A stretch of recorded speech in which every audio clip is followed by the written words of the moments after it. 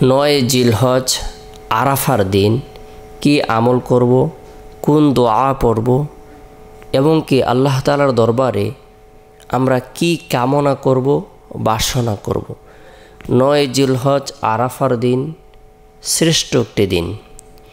এদিনে আল্লাহ তাআলা অসংখ্য অগণিত নারী পুরুষদেরকে ক্ষমা করে দেন, তাদেরকে জাহান্নাম থেকে মুক্তি প্রদান করেন, তাদের দোয়াকে কবুল করেন। এদিনে হাজী সাহেবগণ গুরুত্বপূর্ণ আমল করেন, আরাফার ময়দানে অবস্থান করেন। এদিন আল্লাহ রসুল সাল্লাল্লাহু আলাইহি সাল্লাম পৃথিবীবাসীর জন্য ঐতিহাসিক একটি ভাষণ প্রদান করেছিলেন, যে ভাষণটি পুরো মানব জাতির জন্য ইহকালীন এবং পরকালীন পাথর হিসেবে কিয়ামত পর্যন্ত অব্যাহত থাকবে। এমন একটি ভাষণ তিনি প্রদান করেছিলেন, মানুষের মধ্যে ন্যায় নীতি ইনসাফ প্রতিষ্ঠা করেছিলেন। এবং আল্লাহ রাসূল সাল্লাল্লাহু আলাইহি সাল্লাম বলেছেন, তারাকতু ফীকুম আমরাইন লান তাদিল্লু মা তামাসসাতকুম বিহিমা কিতাবাল্লাহি ওয়া সুন্নতি রাসূলি। আল্লাহ রসুল বলেন, হে মানব মণ্ডলী, আমি তোমাদের কাছে দুটি জিনিস রেখে গেলাম, এই দুটি জিনিস যদি তোমরা আঁকড়ে ধরো, তোমরা কখনোই পদভ্রষ্ট হবে না, বিপদগামী হবে না। আল্লাহ তাআলা তোমাদেরকে সঠিক পথ প্রদর্শন করবেন। একটি হলো কিতাব আল্লাহ, আরেকটি হলো সুন্নতে রাসূলুল্লাহ সাল্লাল্লাহু আলাইহি সাল্লাম। আল্লাহর কিতাব এবং রসুল সাল্লাল্লাহু আলাইহি সাল্লামের সুন্নাহ বা হাদিস, এই দুইটি জিনিস যদি আমরা আঁকড়ে ধরি, আল্লাহ পাক রব্বুল আলামিন আমাদেরকে সঠিক পথ প্রদর্শন করবেন। সকল ধরনের বাতিল অপশক্তি থেকে, যত ধরনের ভ্রান্ত মতবাদ রয়েছে, সব কিছু থেকে আমরা বাঁচতে পারবো। আমাদের পারস্পরিক মিল মহব্বত, বন্ধন, ভালোবাসা সৃষ্টি হবে। আমরা সঠিক পদ্ধতিতে ইবাদত বন্দেগী করতে পারবো। তাহলে আমরা প্রত্যেকেই সুন্নাহ এবং কোরআনকে আঁকড়ে ধরব, কোরআন সুন্নাহ অনুযায়ী জীবনকে পরিচালনা করার জন্য চেষ্টা করব। আরাফার দিন বরকতপূর্ণ একটি দিন, ফজিলতপূর্ণ একটি দিন, মাহাত্ম্যপূর্ণ একটি দিন, তাৎপর্যপূর্ণ একটি দিন। এই দিনের সবচেয়ে গুরুত্বপূর্ণ ফজিলতপূর্ণ আমল হলো নফল রোজা রাখা। যে ব্যক্তি আরাফার দিন নফল রোজা রাখবে, আল্লাহ রসুল সাল্লাল্লাহু আলাইহি সাল্লাম বলেন, আমি আল্লাহ তাআলার দরবারে আশা রাখি, আল্লাহ তাআলা তার পূর্ববর্তী এবং পরবর্তী 1 বছরের গুনাহকে মাফ করে দিবেন। সুবহানাল্লাহ। যে ব্যক্তি 9 জিলহজ আরাফার দিন নফল রোজা রাখবে, আল্লাহ তাআলা তাকে 2000 উট কুরবানি করার নেকি প্রদান করবেন। 2000 ঘোড়া জিহাদের জন্য বাহন হিসেবে দান করলে যে পরিমাণ নেকি হয়, সেই পরিমাণ নেকি প্রদান করবেন। যে ব্যক্তি আরাফার দিন নফল রোজা রাখবে, আল্লাহ পাক রব্বুল আলামিন তার পদমর্যাদাকে বৃদ্ধি করে দিবেন। গুরুত্ব সহকারে আমরা আরাফার দিন নিজেরাও নফল রোজা রাখব। বিশেষ করে আমরা এই দিনে গুরুত্বপূর্ণ একটি আমল অবশ্যই করব, সেটি হলো অধিক পরিমাণে আমরা তওবা করব। যে ব্যক্তি আরাফার দিন তওবা করবে, আল্লাহ তাআলা তার তওবাকে কবুল করবেন।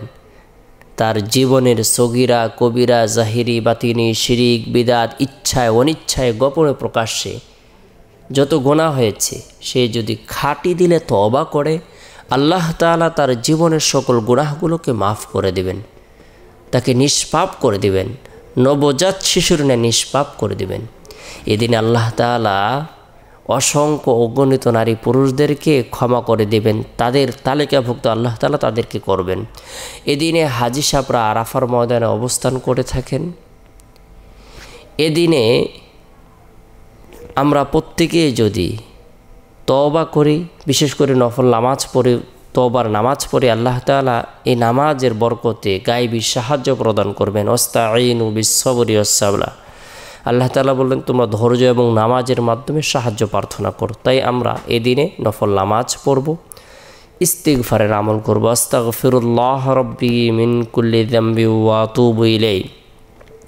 বিশেষ করে লা ইলাহা ইল্লাল্লাহ ওয়াহদাহু লা শারীকা লাহু লাহুল মুলকু ওয়া লাহুল হামদু ইউহয়ি ওয়া ইউমীতু ওয়া হুয়া আলা কুল্লি শাইইন কাদির। এই দোয়াটিও আমরা আমল করতে পারি। অন্য অন্য তাসবিহ তাহলিল যে রয়েছে, সুবহানাল্লাহ, আলহামদুলিল্লাহ, লা ইলাহা ইল্লাল্লাহ আল্লাহু আকবার, এই তাসবিহ তাহলিল তাকবীর পাঠ করতে পারি। 9 জিলহজ্জের আবশ্যকীয় একটি আমল হলো ফজরের নামাজের পর থেকে নিয়ে প্রত্যেক ফরজ নামাজের পর আল্লাহু আকবার লা ইলাহা ইল্লাল্লাহু আল্লাহু আকবার ওয়ালিল্লাহিল হামদ তাকবীরে তাশরিক প্রত্যেক ফরজ নামাজের পর নারী পুরুষ সকলের জন্য একবার করে পাঠ করা আবশ্যক। যারা পুরুষ মানুষ রয়েছেন তারা মসজিদে নামাজ পড়লে উচ্চ আওয়াজে পাঠ করবেন। মা বোনেরা নিম্ন আওয়াজে ফরজ নামাজের পর আমল করবেন, পাঠ করবেন আল্লাহু আকবার লা ইলাহা ইল্লাল্লাহু আল্লাহু আকবার ওয়ালিল্লাহিল হামদ।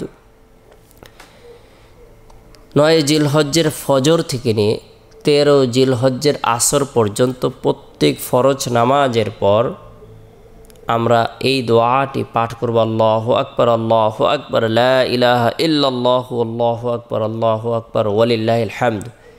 মোট 23 ওয়াক্ত নামাজের পর আমরা এই আমলটি করব, এই দোয়াটি পাঠ করব। এছাড়াও আমরা পরিবার পরিজনকে নিয়ে প্রত্যেকেই যদি আখিরাতের কথা স্মরণ করে ইবাদত বন্দেগীর মধ্যে সময়কে অতিবাহিত করি, ফ্যামিলির প্রত্যেকটি সদস্য যদি আমরা নফল রোজা রাখি, বাচ্চাদেরকেও যদি আমরা এদিনের ফজিলত বর্ণনা করে আল্লাহ তাআলার দরবারে দোয়া করার জন্য আহ্বান করি, আমাদের ছেলে মেয়ে স্ত্রী সন্তান সকলেই যেন দিনের প্রতি ধাবিত হয়, তারা যেন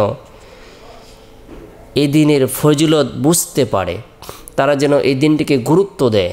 আরাফার দিন যে আল্লাহ তাআলা দোয়া কবুল করেন, তাই আমরা কচিকাঁচা মাসুম বাচ্চাদেরকে সাথে নিয়ে হাত উত্তোলন করে দোয়া করব, আল্লাহ তাআলা তাদের বরকতে আমাদের দোয়াকে কবুল করবেন। আমরা প্রত্যেকেই আরাফার দিনের ঐতিহাসিক যে ভাষণ রয়েছে, আল্লাহ রসুল যে ভাষণ দিয়েছেন, জাহেলিয়াতে যুগের যত ধরনের প্রথা রয়েছে, কুসংস্কার রয়েছে, সব কিছু